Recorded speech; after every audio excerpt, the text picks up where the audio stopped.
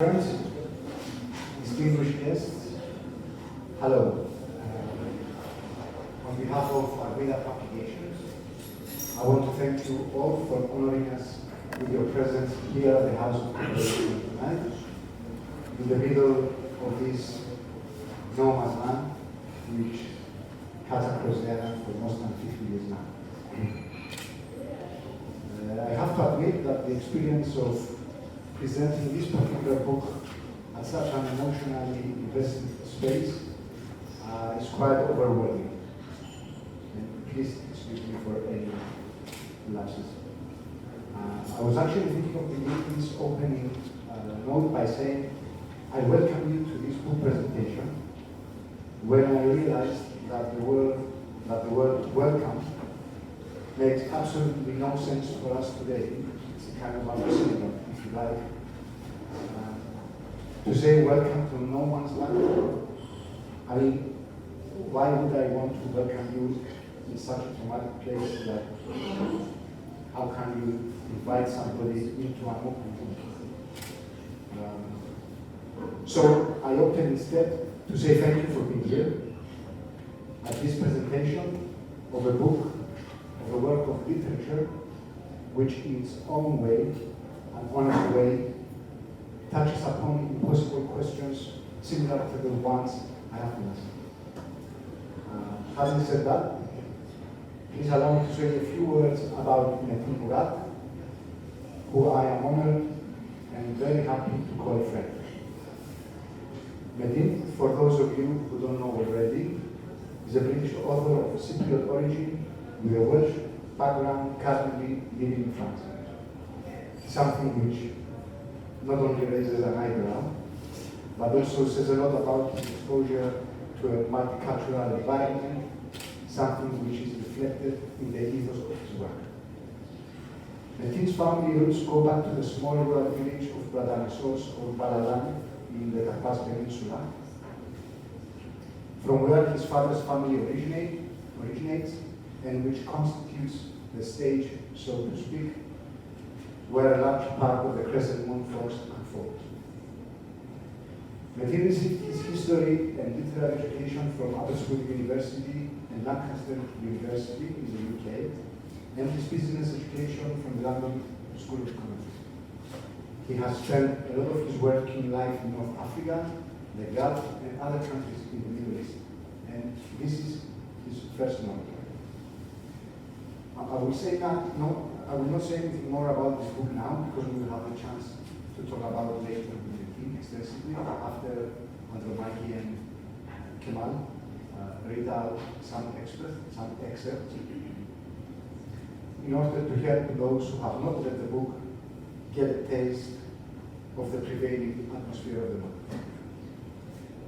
But before I move on, I want to thank, first of all, Andromachi Sophocleous and Kemal Baykalli from Island Talks, not only for accepting our invitation to participate in today's event, but also, and above all, for everything they have been doing all these years for reuniting our little jewels, as Metin says somewhere in the book about Cyprus. Also, I want to thank Metin Murat for embracing this book and doing her best to promote it through her literary podcast, and we look forward for further collaboration in the future. And last, but by no means least, I want to take this opportunity to express my gratitude to Haris Manilis for his trust, and to express my admiration for his courage and his stubborn insistence of swimming against the current, daring to publish works other publishers in Cyprus will most probably reject. And again, I thank you all for being here with us tonight. Kemal and Andromachi, the microphone is yours. Thank you very much.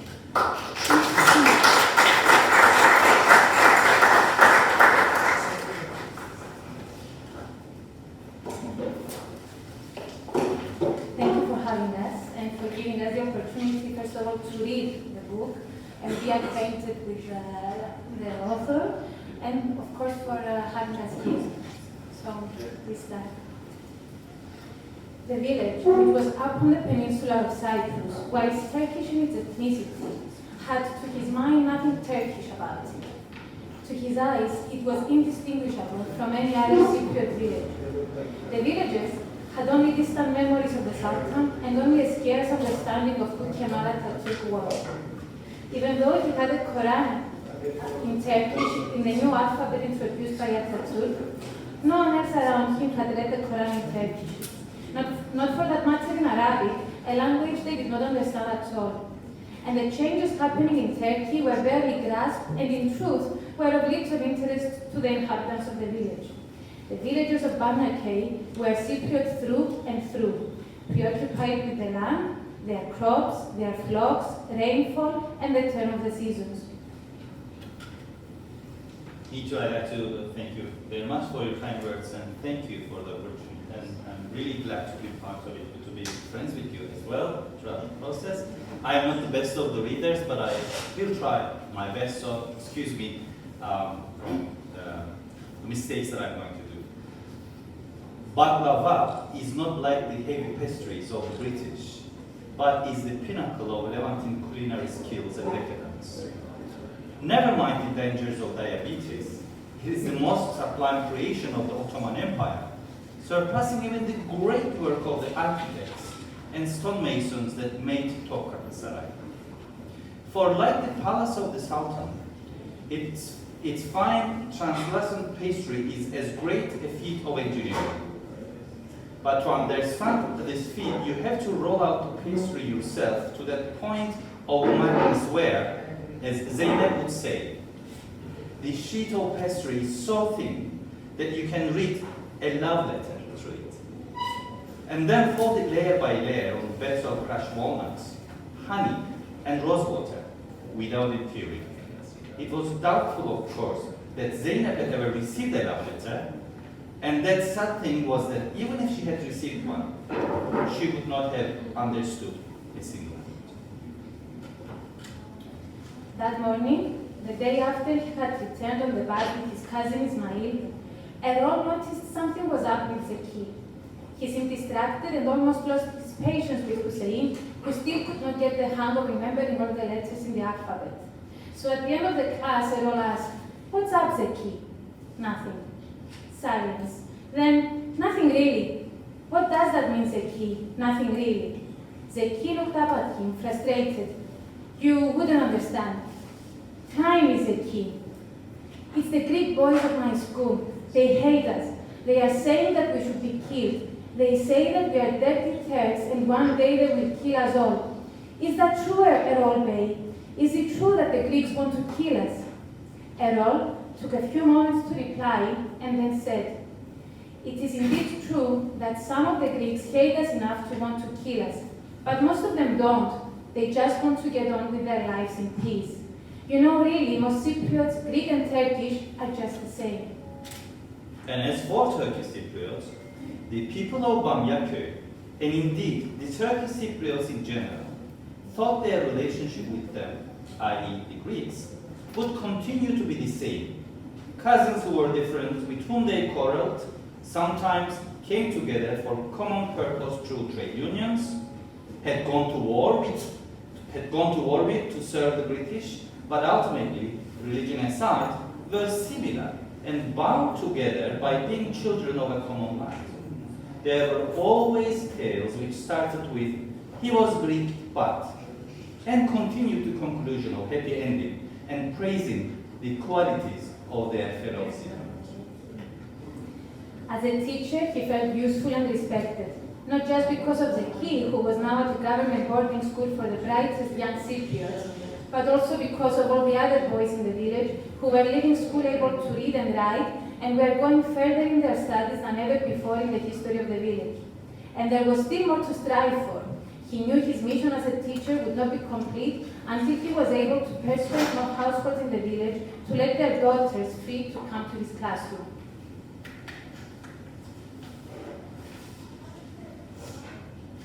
Do you think the British will leave Erol Bey? Erol took a gulp of raki. As if buying the time, he needed to formulate his answer. With one more gulp, the glass that had been full moments before would be empty. Finally, he gave his answer. It means, my boy, that eventually, somehow, some of the Greeks will come after us. And it won't just be their fault. You know who's also to blame? Zeki shook his head. The bloody British you seem to love so much. What are you talking about, Harold? Look, my boy, think about how few we are compared to the Greeks. But look how many of the policemen are Turks. No wonder the Greeks hate us. They think of us as the lackeys of the British. Divide and rule, the oldest trick in the British book. He looked wistfully at his empty glass and then said, "Here, pass me over the bottle." Don't you understand, Zeki? We are a nothing people. His voice increased in intensity. We are just peasant farmers. We produce nothing more than vegetables and meat. We write nothing, we think nothing, we invent nothing. Our passage on earth is recorded no more than are the lives of the animals our people tend to. His voice seemed like it was going to crack. Go, Zeki, go and become something for us. Go and become the person who can speak, who can do, the one who is unequal to anyone. He looked away from the table and seemed to be looking at his flower pots. Slowly he got up and went to pee in one of them. Errol came over to him and put his hand on his shoulder. Zeki, my boy, I was telling you of the past. I was not telling you of the future. The more of us get educated, the more we can do things and take control of our destiny.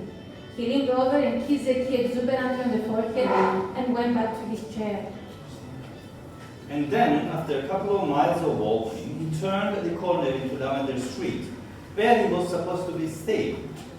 How someone could have called this street after a fragrant plant was beyond him.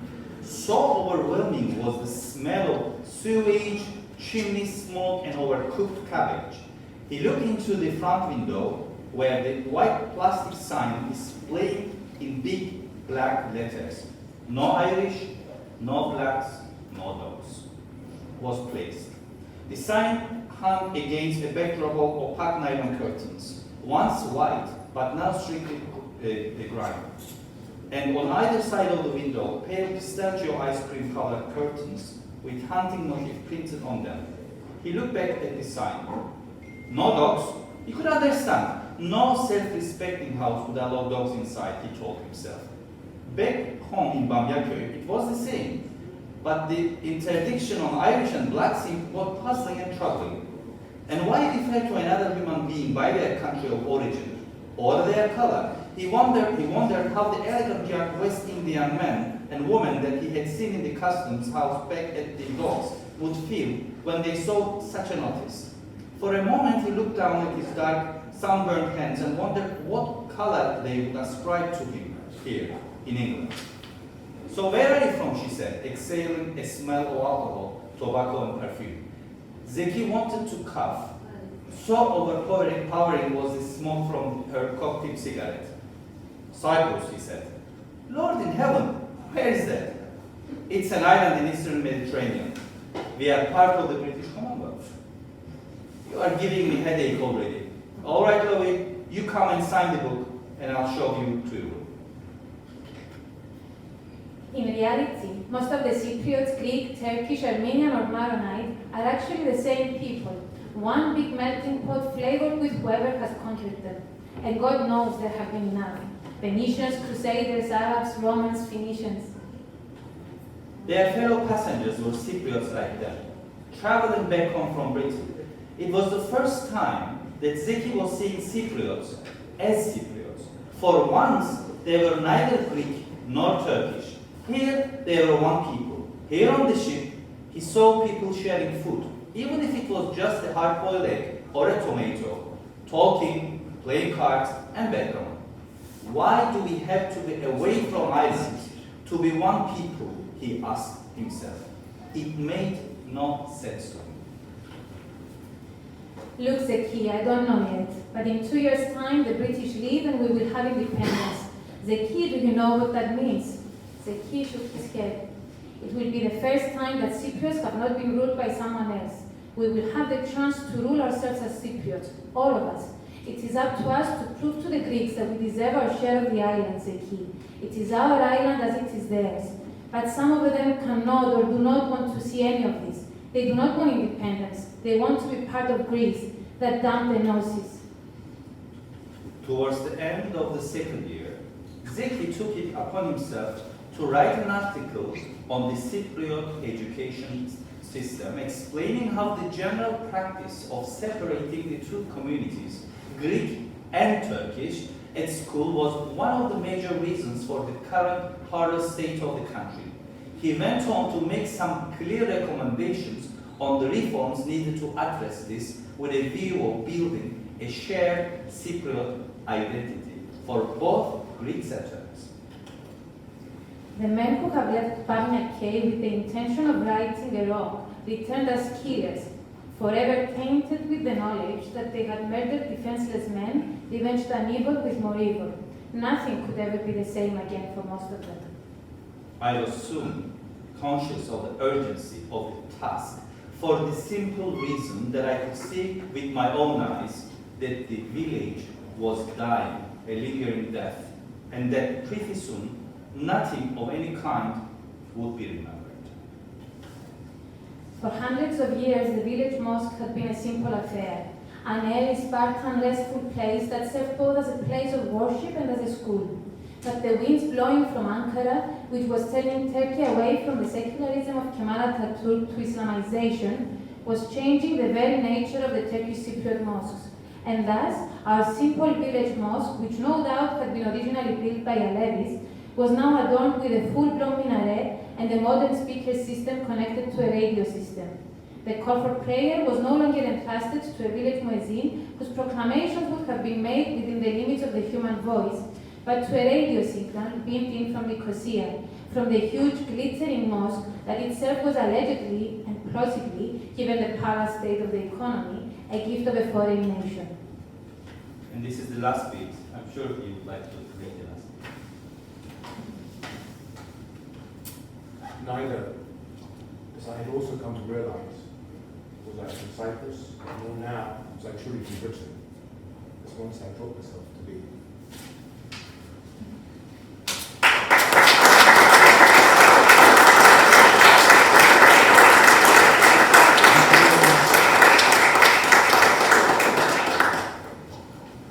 I have to say, I really enjoyed that. The Greek Cypriot accent, the Turkish Cypriot accent. I really, really enjoyed that. Thank you very much. Thank you very, very much.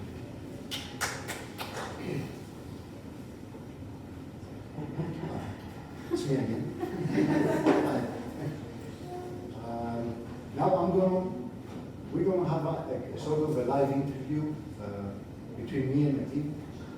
I will be asking some questions, and Metin hopefully will answer. And at the end of this session, we'll pass the microphone in case anybody wants to ask something, and we can. Or is there anything somebody wants to talk about? Let's do the questions first. Sure. Let's go with it.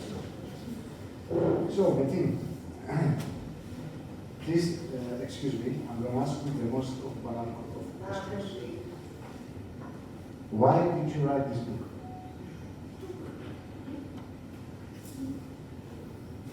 I wanted to leave a record of my community.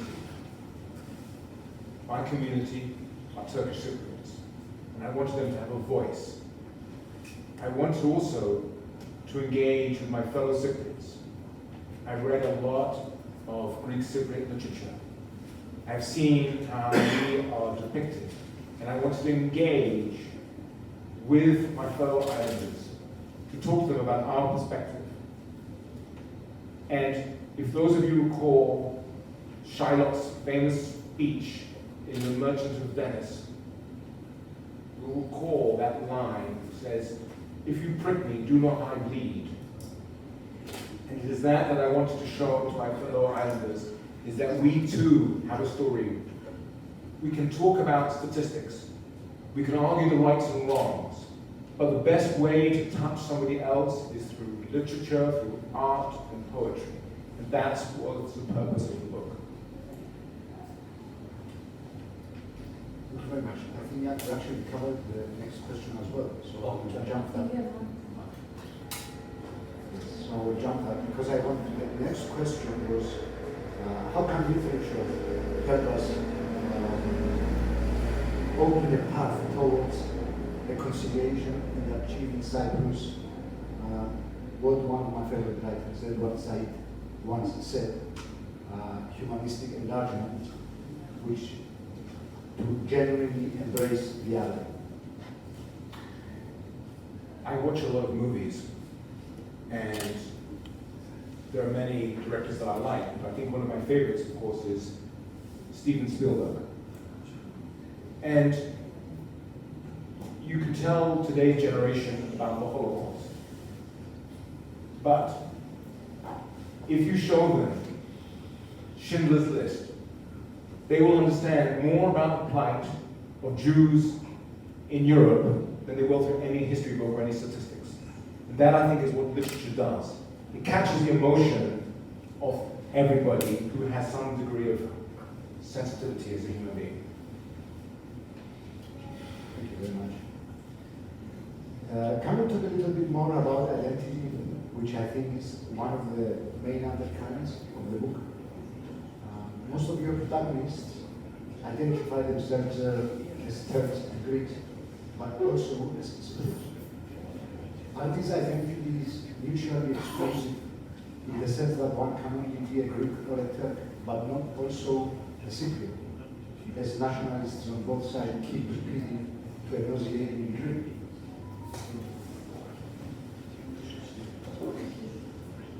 I think the shared Cypriot identity has a lot of work to be done. I think we are some way away from that. I think we still need to talk and engage, we need to share stories. And I think, frankly, we missed a terrible moment, which was 1960. I think 1960 could have been the beginning of something great, but it wasn't. So now where do we go from that? And the first thing is for people to talk. And people have all kinds of ways of identifying themselves as Cypriots. Some they are Turkish Cypriots, some they are Cypriot Turks. I think we need to build a Cypriot identity. This is not to say there are political solutions to this, but it's about two communities talking and focusing on what they have in common. I think too often we focus on differences rather than what unites us. Let me ask you a little bit about, you chose a period that starts from colonial times, carries on to independence, and ends with contemporary Turkish Cypriot society. Why did you choose this specific period, from the 1930s to the early 21st century? I thought that the Turkish Cypriot experience of colonialism was an interesting and useful area to explore. There is a prevailing wind today in literary circles and others, which says that British colonialism and colonialism in general was all bad. That is the common narrative. There is little critical thought about colonialism. And when one thinks about all those big writers like Frantz Fanon, Césaire Aimé, Albert Memmi, who wrote about colonialism, their own prism was that of having grown up within slave colonies, Martinique in particular. And their view of colonialism was skewed by that experience, it's tainted by that experience. Now, when you look at colonialism, you'll see that there are very different forms of colonialism. There are, on one hand, strategic colonies, like Cyprus, like Malta, like Hong Kong or Singapore. And there are extractive colonies, like the Caribbean, like parts of Africa. And the relationship between the inhabitants and the British in those cases were very, very different. And in Cyprus, I actually think, objectively and within the context of the time, that the British actually ruled Cyprus extremely well. My justification for that is looking at the context of the time, compared to, say, for example, the French in Algeria, who were dealing with the FLN in the 1950s. If you look at the numbers of dead Algerians, it is terrifying. Some statistics give over 1 million Algerians dead. Very few AOCA fighters died at the hands of the British soldiers. And I think it's worth remembering also the quality of administration that the British gave us in Cyprus. They gave us reforms in banking, they invested in infrastructure, and I think that's all too often forgotten in the overall narratives about Cyprus today. So I tend to take a very favorable view of British colonialism compared to, say, Ottoman colonialism or others previously. I should say for the record, my favorite colonialists were the Romans. In terms of that period post-60, 1960, what a terrifying time. And I think terrible things happened. And I think we have to address these with humility. Each side has to address these. We have to defy the narrative which says the events started in 1974. They did not start in 1974. And I think we have to be able to engage with that honestly, because we cannot make peace, we cannot reconcile unless we address the pain. And as Turkish Cypriots, we too have our parts to play. We are also complicit in some of the terrible things that happened. So I think that is critical, and that's why I wanted to share that period. With regards to today, I think Turkish Cypriot society is at a crossroads. I think it has to decide what it wants to be. I don't think there are any right or wrong answers, and I'm not advocating one position or another. I think Turkish Cypriots can decide that they're going to be subsumed into the Turkish nation, mainland Turkish nation, and that could be a legitimate choice. Or they could say, what we had as a Turkish Cypriot identity, a Cypriot identity, and this goes back to us pre-1974, was special, was unique, there was something that we could cherish about that. But we have to fight for that, we have to celebrate it, we have to tell stories about that. Or, this is also a choice, we do nothing, and I fear that within a generation, there'll be no such thing as a Turkish Cypriot anymore. So that's why I chose those 3 different periods. Thank you very much, Metin. I thought it was an emotional answer. The issue of education is also one of the main themes of the book, as we also heard during the excerpts that we just heard before. Would you like to say a little bit more about this? Also, relating to the discussion that we just had, that we missed our independence moment.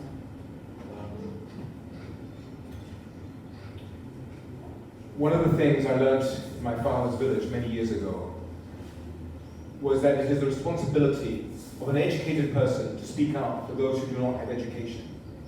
And that is something which is constantly on my mind, because I come from a family where my father's generation were widely illiterate, including my beloved aunt. And so that is one of the reasons why education comes up again, time and time again, as a theme in the novel, about making sure that women get educated, that we support women going forwards. So that was very important. And I think also, as you highlighted, Kris, what we have suffered from as Cypriots is this terrible separation of education systems. One education system teaching Greek history and praising all that went by before in Greece, and another one from the 1930s and 40s, which created a Turkish identity and celebrated that particular identity that was created by Kemal Atatürk. And we have suffered from that terribly, that division. So we did lose a big opportunity in 1960 to have shared education, which celebrated Cypriot history, and where all sides learned Greek, Turkish, and English. I think that in itself would have been an important step forwards. Let me take it to another issue, which is related, of course, to this. The book allows the reader to have a closer look in women's lives and their presence in traditional Cypriot society. Would I be wrong to say that the book is also an attempt to shed light on women living under the shadows of men, as you say at some point in the book, and to give them a voice through characters like Zeynep, Aisha, and Emina?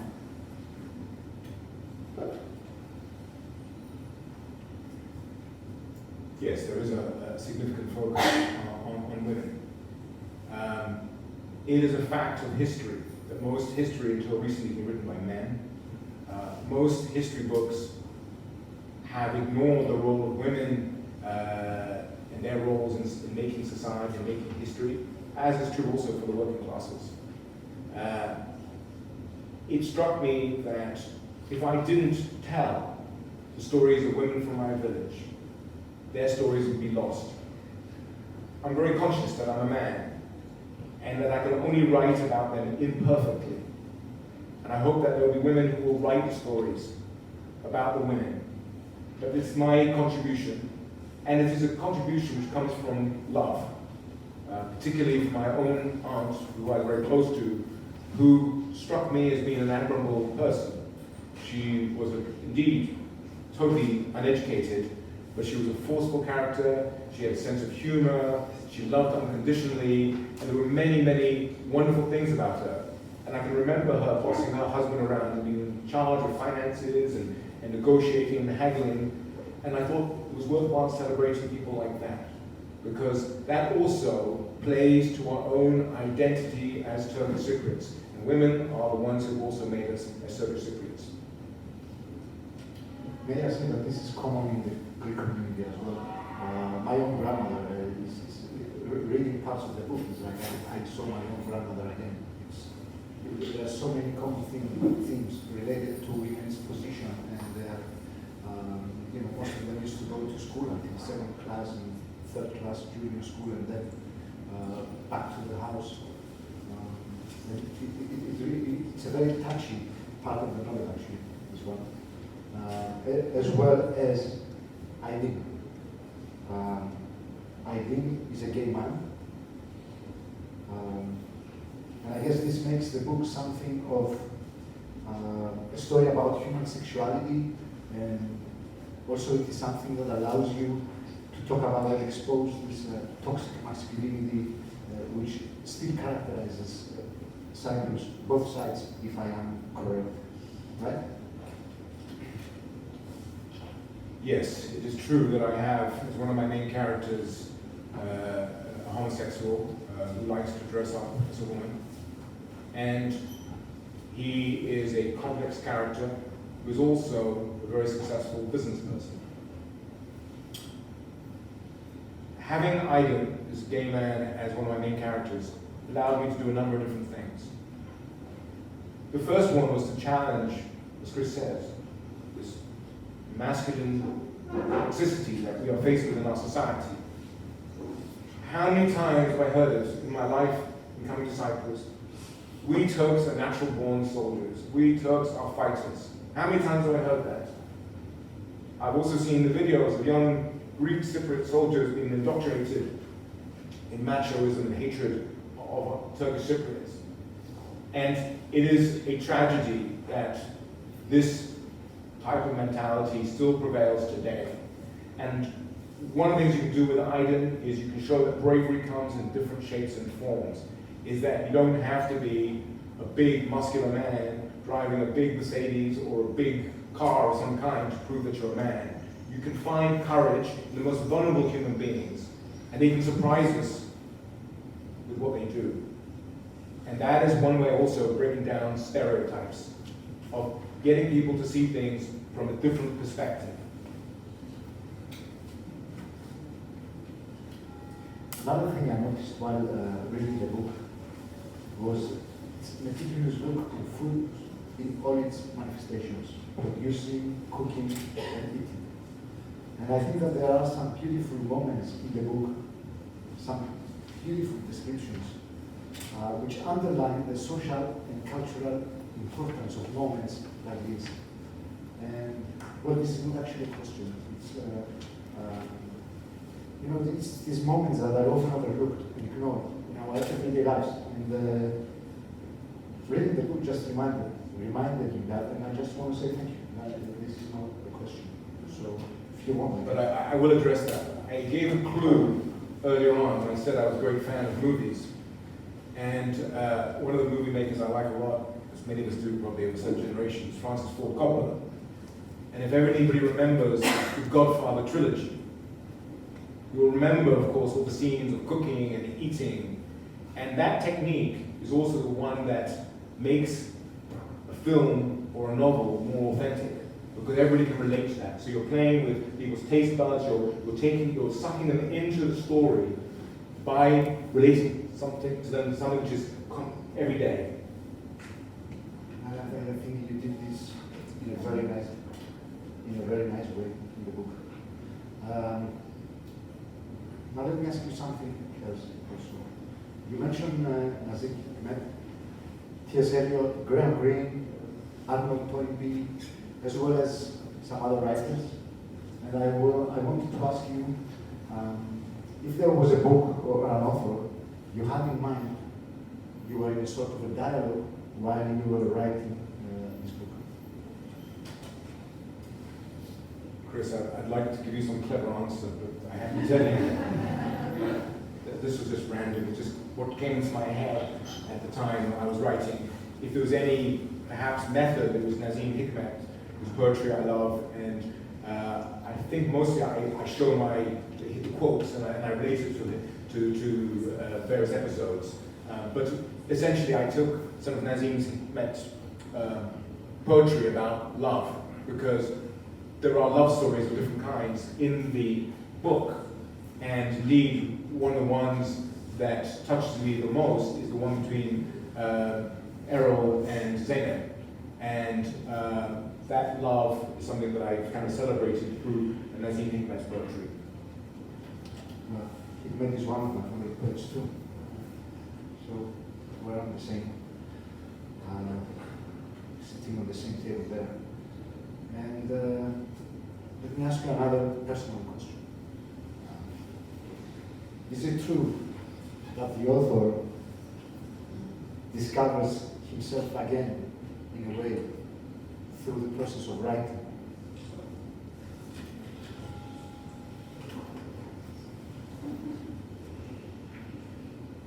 What this book led me to explore was my Cypriot identity, and to think about it in a way that I couldn't have imagined when I started it.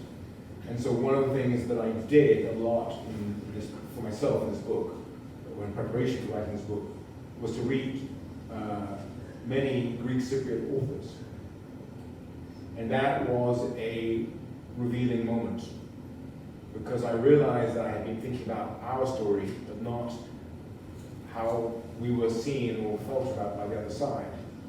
And I think one of the most humbling moments of this whole experience is to realize that a writer whose work I appreciate, and I've read particularly the short stories, is Panos Ioannidis. And today Panos Ioannidis' son is publishing my book. And I think that is a great tribute to Haris Ioannidis, Juanita Books. Thank you very much. And my last question, which is an open question for the future.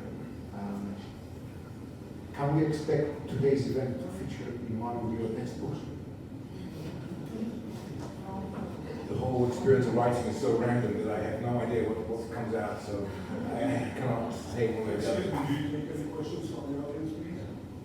I believe that's the general idea. Yes. We actually jumped a little bit. I don't know who's asking the questions. We just finished. If you want to have the microphone. Sorry? You just finished? Yes.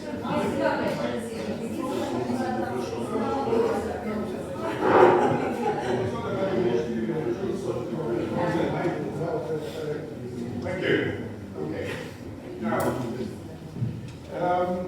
let me refer to the author as Dr. Murat, I suppose. Yes? You can just call me Metin. Feel free to call me Metin, it's easier. Metin, okay. And Metin, the general idea that you put forward forward Cypriot or Cypriotism, if I call it. Now, a very simple question. How optimistic are you, given the history and the current state of affairs, that Cypriotism will take root one day on this island, assuming zero as 100% pessimism, and vice versa, or optimism?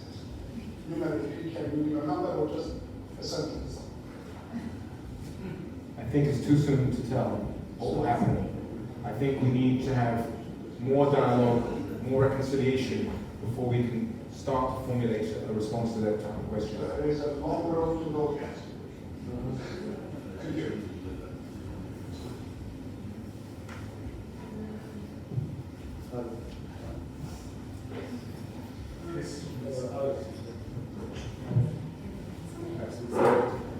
I'd like to thank everybody on the panel, and especially the author.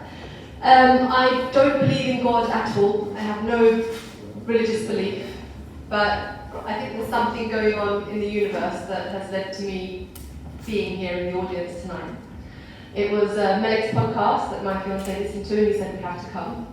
So I was very exhausted and I was very reluctant, but I came, and I'm so glad that I did. And we've been giving, alongside Kemal and our other comrades, we've been giving a very vigorous struggle to establish the Cypriot identity and to resist against what's trying to be done to the Turkish Cypriot community, because there is a very strong attack, as far as I'm concerned, on the Turkish Cypriot identity. The attack was not merely on our democratic processes. We can see all of our values as Turkish Cypriots completely being attacked by the Turkish administration at the moment. And I've felt very strongly, actually, to our bone, this feeling of this existential threat that what you said, that perhaps in 100 years Turkish Cypriots won't exist. But as I was listening to your story being relayed by my two Cypriot comrades, it filled me with great hope that no matter what happens, we're not just people that are grazing animals, and although they are very important also, but we have left our mark and we will continue to. And regardless of what they do, we will continue to resist, we will continue to thrive as Cypriots, assert our identity, and I am filled with hope tonight.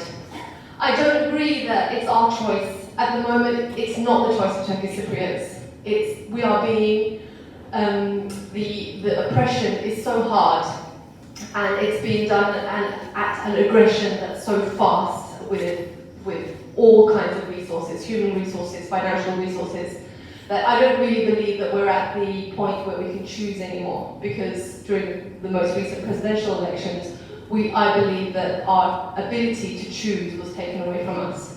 And that will get worse. But we have resources, we have methods, and literature is an amazing one, and we will continue to resist in every aspect that we possibly can. So thank you for the hope, and thank you for the story.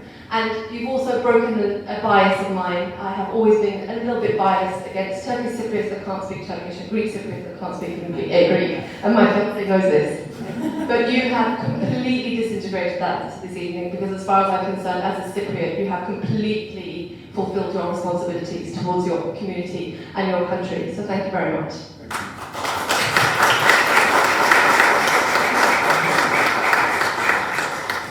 Perhaps I could just talk about a little bit more hope based on what you just said, so thank you for that. I have tears in my eyes, so excuse me. One of the causes of optimism that I have right now is our women. I see a lot of talented young women who are making a difference in business, in hotel management, in advocacy, in talking and getting out there.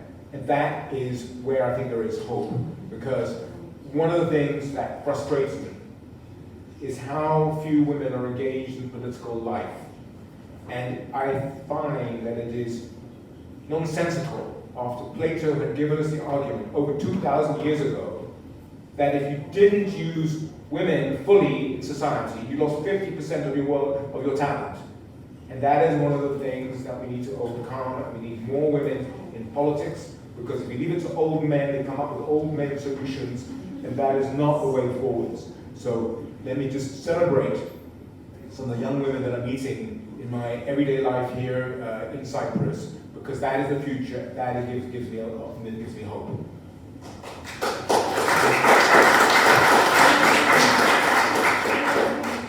Metin, can you tell us a little bit about life in Balaban in the 1960s? A friend of mine, I told him recently that a new road has been built on the Karpas Peninsula, going past your village.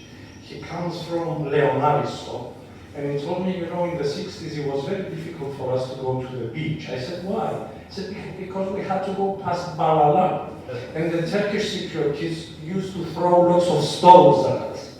I said, what did you do? He said, we threw lots of stones back. So how was it in the 60s? There is a gentleman who is to your right,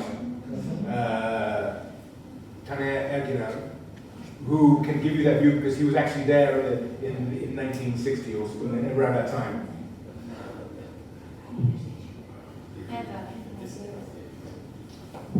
When I was a child, we passed by bus through Leonardo, and children threw stones at us, with children.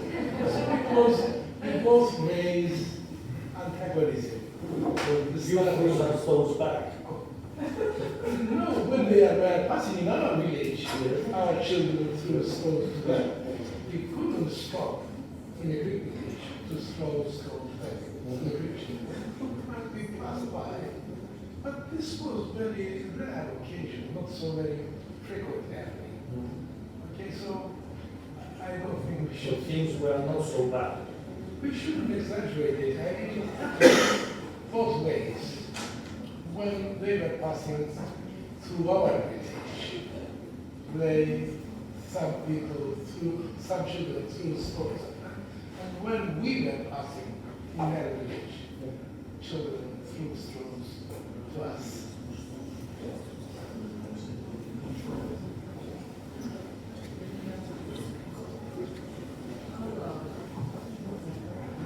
Good evening. Good evening. I'm trying to keep this short because I actually have two questions. First question that you made was touched on the subject of colonialism, and I thought it was pretty interesting, which was there were types of colonialism. There was administrative colonialism. There was, I don't know what I can't quite remember, but Extractive versus strategic colonialism. yeah, strategic colonialism and all that.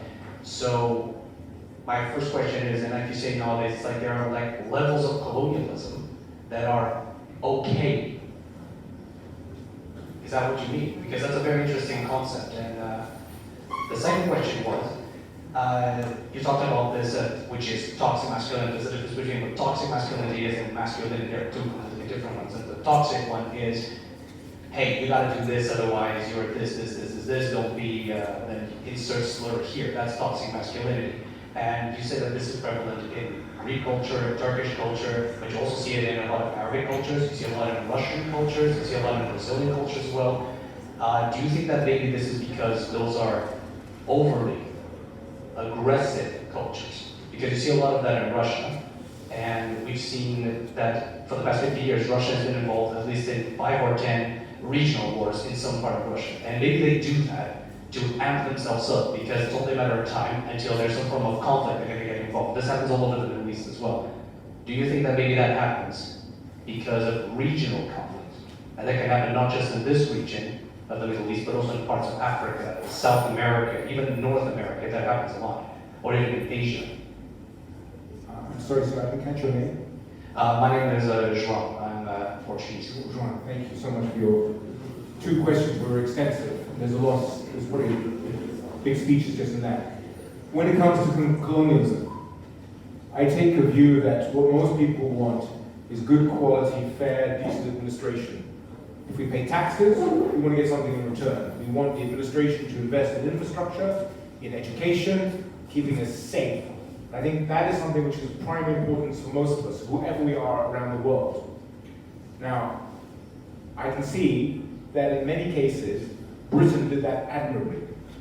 And I would urge people who doubt what I say, not only just to read some of the Turkish Cypriot writers who were in the British colonial service, like, for example, Suha Faiz, but also to read the works of Nigerian writers. One of my favorite Nigerian writers is Chinua Achebe.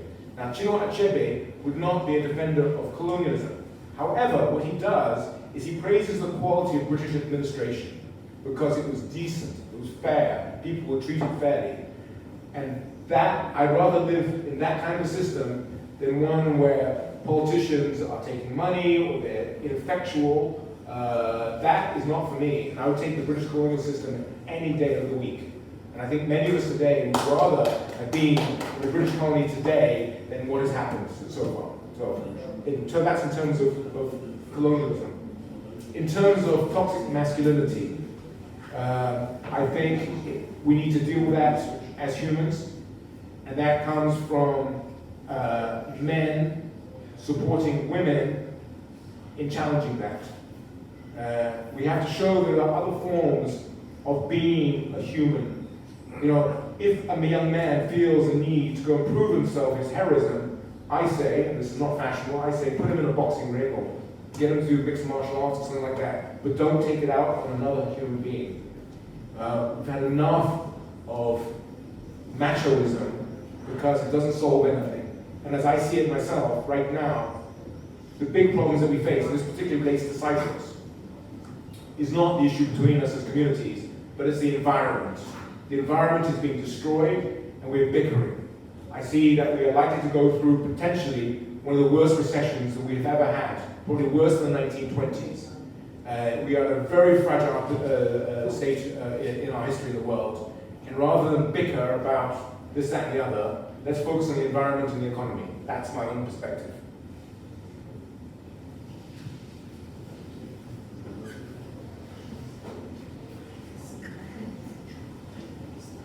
Hello, Metin. I can't get enough of asking you questions. First of all, Mina, thank you very much. You're such an amazing woman, and you have such a pivotal role in our community. I've always taken you as an example, and it's such a privilege to hear these words from you. Metin, there's one thing that really takes my attention. So in your book, also I can read that, there's this idea of shared Cypriot identity. There's at the same time a very prevalent pre-1974 nostalgia, but at the same time, also very contradictingly, you talk about the necessity of giving environment and economy a priority at the moment. So on the one hand, as I observe you from my perspective, you're at the present, you understand the realities of Cyprus today, but on the other hand, you want to preserve this idea, this maybe romanticized idea of Cyprus in your head. And my question is for you, maybe this is more of a political question than a literary question, so excuse me, but this is Cyprus. My question is, don't you think that this idea of shared Cypriot identity should be constructed in something more than pre-1974 nostalgia? It is certainly true that I am a victim of pre-1974 nostalgia. The contrary would be surprising. I have grown up away from my community. The stories that I know are of pre-1974. But this type of nostalgia is common to anybody who writes music or books. And I think one of the things I would urge us to think about is also our wider place in the culture of the Levant. And in particular, I was thinking of our neighbor, Lebanon or Palestine. If you listen to their songs or you read their poetry, the themes are very similar. The Lebanese have a very famous singer called Feiruz, and one of her most famous songs is called Kifa Kinta. And it is all about some whole notion of the emigrant who returns once a year to his village. And it's that nostalgia that you find for all of our communities who live abroad. We feel nostalgia for how things were, which may never be have existed. So I think that it's only normal that I have a pre-1974 nostalgia.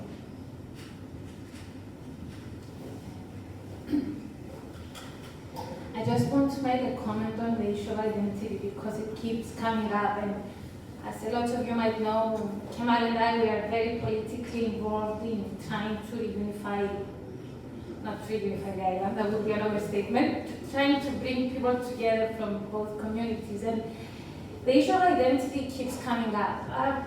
Personally, I feel Cypriot without any other distinction in front of the word Cypriot. However, through the years of working for rapprochement and for understanding each other, I also started understanding my fellow Greek Cypriots and the other Turkish Cypriots who do not agree with me that I am Cypriot. And I believe that in the work of building a common island and a common political group for all of us, we need to be aware of allowing people to feel in any way they want. If they want to feel Greek, if they want to feel Turkish, if they want to feel Armenian, Maronite, whatever prioritizes, whatever is a priority for them, as long as they respect that this island is shared by people who care for it, who want to make it better, by people who understand the need for collaboration, who understand the need to work together for a better future, and in the face of all these challenges that you mentioned, I always put first the challenge of the environment. And it saddens me that in this whole discussion, we don't leave any room for this. We need to be very aware of this, because when we try to unify the island, it's not only, you see, when you work on rapprochement, it comes a point when you realize that you need rapprochement with the people of your own community as well, with the people of your own community that you might fall for the things that they did, that you might not be able to understand their perspective.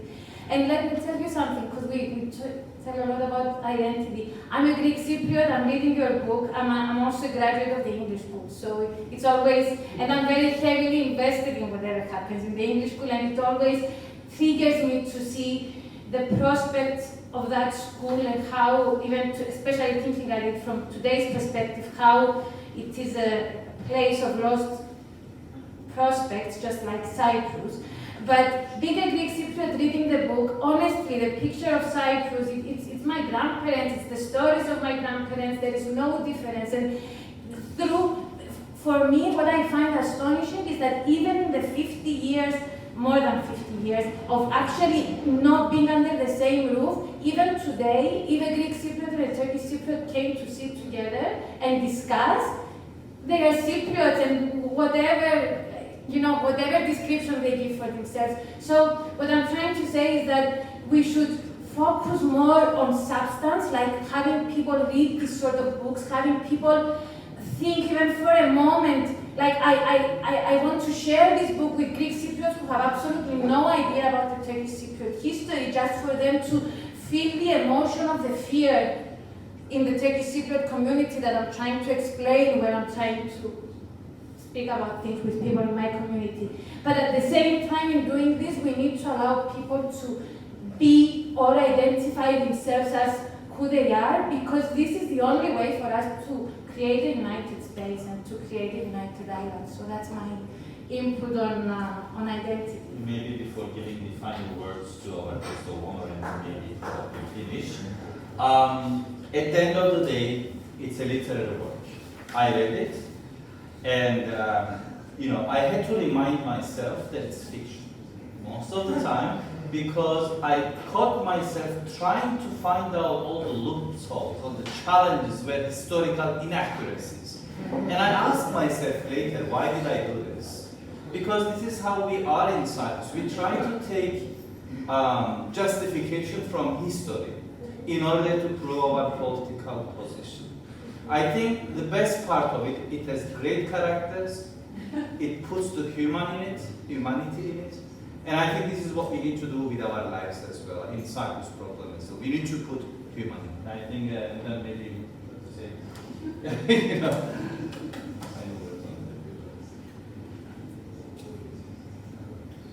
Just encourage us all to talk and tell each other stories and to listen to each other, different communities, with an open heart.